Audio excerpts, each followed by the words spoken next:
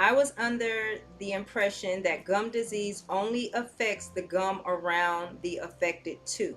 Is that correct? Um, it's possibly a myth, right? Yes, Where do you see possibly. gum disease? In the x-ray, well, it's on the gums, On the really. gums everywhere Yeah, for the most part, for the right? most Yeah, part, yeah. for the most part. So the gum disease, as we normally say, it's a gum disease. It's like, I always tell my patient, gum disease is like, it's a bacterial disease. It's almost like termite.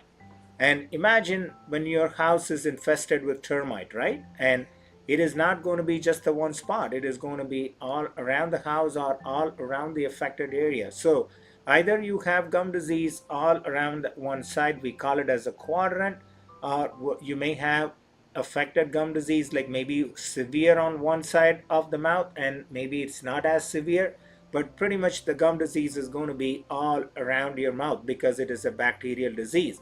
Depending on the type of damage, like you may have more severe gum disease in one part of the mouth as opposed to the other side.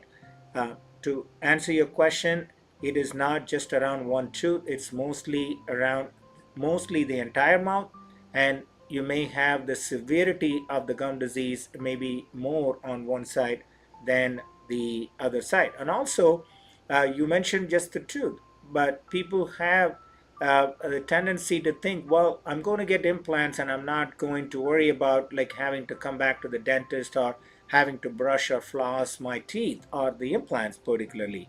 Gum disease, for the best thing it can be, right? Like it is made of metal, the dental implants, and you don't get cavities on the dental implant, but you are going to get the gum disease. So we always tell a patient, so you always have to come back and get your dental implant checked to make sure that they don't have gum disease around them.